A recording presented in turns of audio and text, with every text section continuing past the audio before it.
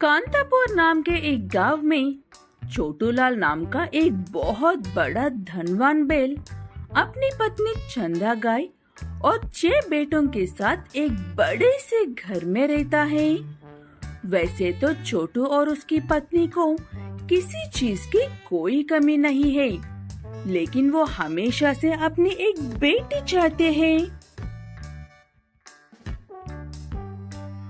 बस यही उम्मीद है कि इस बार हमारी एक प्यारी सी बेटी हो। यही आखिरी बार है, इसके बाद अब और कोई उम्मीद नहीं है जी। इस बार हम निराश नहीं होंगे चंदा। मुझे अंदर से ये महसूस हो रहा है, इस बार हमारी एक बेटी जरूर होगी। कुछ दिनों बाद उनके घर में एक छोटी सी गाय का जन्म होता है। उसके जन्म के बाद घर में त्योहार जैसा माहौल बन गया था। हर तरफ सिर्फ खुशियाँ ही खुशियाँ थी। छोटूलाल अपनी बेटी का नाम रखने के लिए एक बहुत बड़े ज्ञानी को बुलाता है। महात्मा जी, हमारी बेटी हमारी बरसों के सब्र का फल है, इसीलिए जो कहना है आपने पूरे बरसों का ज्ञान इकट्ठा करके सोच समझकर कहना।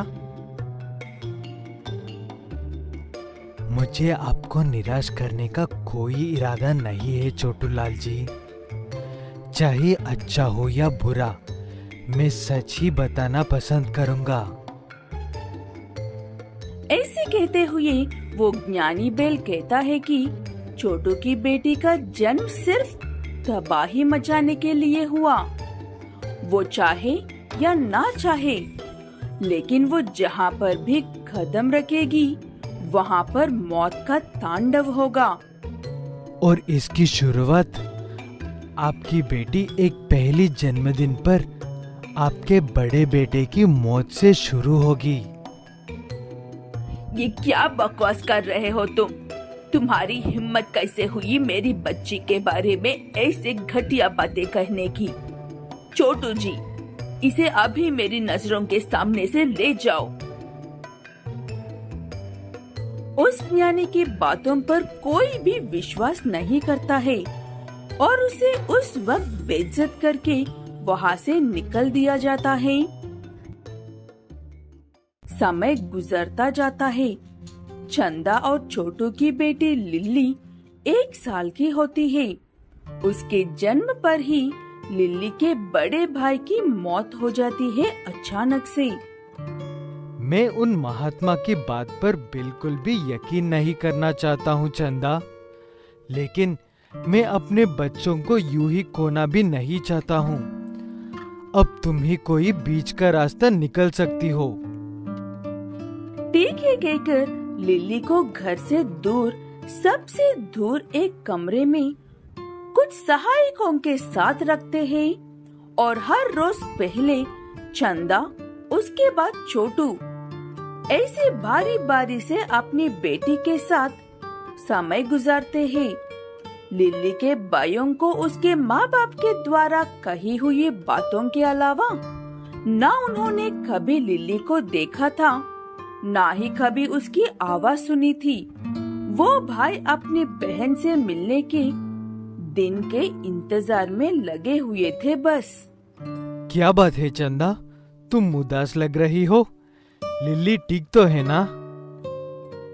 आपको तो पता है ना, एक एक करके हमारे सभी सहायक मर रहे हैं। आज ही हमारी आखिरी सहायक ने मौत के डर से भाग गई है। अब हम क्या करें? लिल्ली को अकेला नहीं छोड़ सकते हैं, इसलिए पहले छोटू रुकता है, उसके बाद चंदा रुकती है। ऐसे करने की वजह से छोटू और चंदा की भी मौत हो जाती है अचानक से। और पहली बार लिल्ली के भाई उससे मिलने वाले होते हैं। अब ना माँ है और ना ही बाबूजी है, इसीलिए हमारी बहन को उस घर से बाहर निकालकर हमारे पास लेकर आना चाहिए। हमें नहीं पता उसे वहाँ पर रखने की वजह, वो वजह माँ और पिताजी के साथ ही खत्म हो गई है। ठीक है कहकर सभी भाई मिलकर लिल्ली को लेने के लिए जाते हैं और उसे देखकर बहुत खुश होकर अपने घर लेकर आते हैं। इतने सालों में लिल्ली अपने घर को पहली बार देखकर बहुत खुश होती है। सिर्फ माँ और पिताजी के मुंह से सुना था, इतने अच्छे भाई और घर है कहकर आज अपनी आंखों से देखकर बहुत खुश हूँ मैं। 2 दिन में तुम्हारी जन्मदिन है। इस बार हम सब साथ रहेंगे तुम्हारे। सभी भाई बहन बहुत खुश थे, लेकिन लिल्ली के जन्मदिन से ठीक 1 दिन पहले ही लिल्ली के एक भाई की अचानक मौत हो जाती है। उस दुख में सभी लोग जन्मदिन की बात ही भूल जाते हैं। समय गुजरता जाता है और गुजरते समय के साथ लिल्ली के 6 भाइयों में से अब सिर्फ 2 ही रह जाते हैं। भाई, शायद मुझे अब पता चल गया है कि लिल्ली को हमसे दूर क्यों रखा गया था। तू हमारे भाइयों की मौत की जिम्मेदारी हमारी मासूम बहन को तह रहा है। ये सही नहीं है मेरे भाई। इससे पहले कि एक भाई दूसरे भाई पर यकीन करे, लिल्ली के आखिरी दोनों बचे हुए भाई भी मर जाते हैं। अब उसका इस दुनिया में कोई नहीं है कहकर आत्महत्या करने के जा रही लिल्ली को एक बैल बचा लेता है। लिल्ली को वो बहुत पसंद आता है। उन दोनों की शादी होती है और शादी के बाद कुछ बच्चे भी होते हैं और एक दिन उसका पति भी गुजर जाता है और ये सिलसिला कभी खत्म हो ही नहीं होता है। 11पुर नाम के एक गांव में बेला नाम की एक गाय अपने पति स्नेपबेल, बेटे रिडल और बहू ग्रेंजर के साथ रहती है। रिडल एक जिम्मेदार बेटा है, इसलिए सारे घर की जिम्मेदारी वही संभालता है और अपने पिता को हर काम से छुट्टी दे दी है। इसलिए बेला और स्नेप आपस में बहुत ज्यादा वक्त गुजारते हैं और हमेशा खुश रहते हैं। रिडल सुबह जाता है और शाम को ही लौटता है, इसलिए ग्रेंजर को अपने सास ससुर से नफरत है। जिन्हें साथ होना चाहिए वो दिन रात मेहनत कर रहे हैं और ये बूढ़ा बूढ़ी बेशरम की तरह इश्क लड़ा रहे हैं। मेरा भी वक्त आएगा तब बताऊंगी इन्हें। ऐसे ग्रेंजर हर वक्त अपने मन में ईर्ष्या पालती रहती है। उसकी इस ईर्ष्या से अनजान सभी लोग उसे अच्छा ही समझते हैं। बेला, मैं अपने भाई के गांव उससे मिलने के लिए जा रहा हूँ। पता नहीं क्यों उसे मिलने का मन कर रहा है। ठीक है, जाकर शाम तक लौट कर आ जाना। मेरा मन ही नहीं लगता है आपके बिना। ठीक है कहकर स्नेप चला जाता है और ग्रेंजर उन्हें बस देखती रह जाती है, ईर्ष्या से भरी आंखों से। अपने भाई से मिलकर वापस आते वक्त स्नेप की नाव में पानी भरने की वजह से वो वहीं पर डूबकर मर जाता है। जब ये बात बेला और रिडल को पता चलती है तो उनके दुख की कोई हद नहीं थी। जैसे तैसे अपने पिता का अंतिम संस्कार करके अपनी माँ को हिम्मत देकर वापस से काम शुरू कर देता है रिडल। ग्रेंजर भी यहाँ पर अपनी सासू माँ को अकेली देखकर ताने मारना शुरू कर देती है।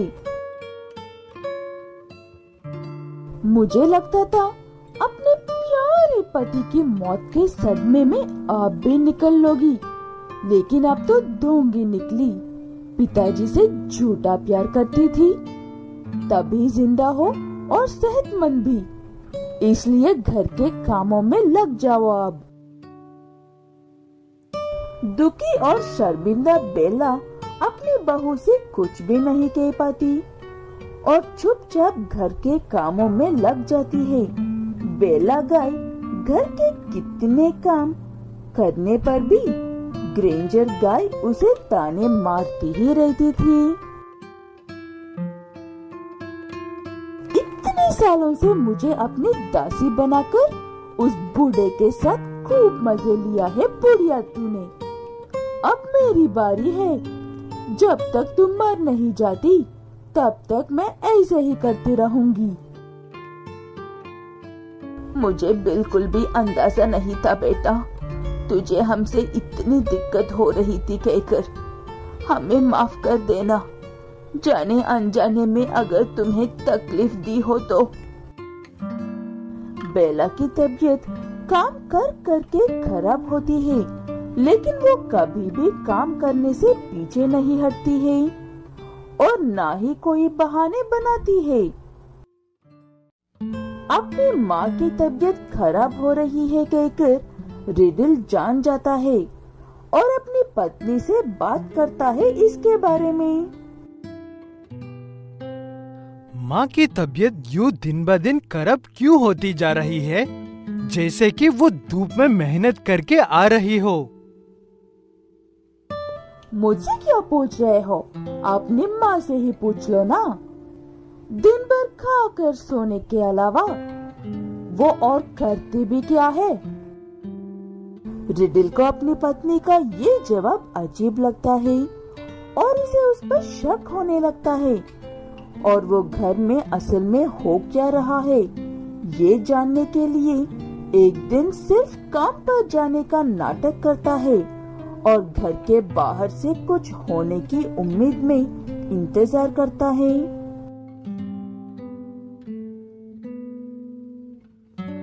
ओए बुढ़िया, यहाँ पर क्या कर रहे हैं? तुझे तो कपड़े धोने को कहा था ना? यहाँ पर महारानी की तरह का रही है? उठ इसी वक्त। ऐसे कहते हुए ग्रेंजर गाय उसकी सासू माँ बेला गाय के हाथ में से खाने की प्लेट छीन कर फेंकते ही रिडल घर में आता है और अपनी पत्नी पर जोर से चिल्लाता है। तो ये सब हो रहा है घर में मेरे जाने के बाद? हाँ, मेरा माँ एक वक्त का खाना भी नहीं खा सकती है सुकून से। तुम एक राक्षस हो, निकल जाओ अब मेरे घर से। ऐसा मत कर बेटा, बहू नादान है, उसे किसी और बात का गुस्सा है बस। तू इतनी छोटी सी बात के लिए कोई गलत कदम मत उठा ले। ऐसे बेला अपने ही बेटे से रोते हुए क्रूर बहू के लिए माफी मांग रही थी। वो देखकर ग्रेंजर की सारी क्रूरता मिट्टी में मिल जाती है और वो बेला से माफी मांगने लगती है। कुछ देर तक घर में यही चलता है। उसके बाद ग्रेंजर सुधर जाती है, लेकिन उस पर यकीन करने में रिडल को वक्त लगता है। धीरे धीरे सब साथ मिलकर अच्छे से रहने लगते हैं।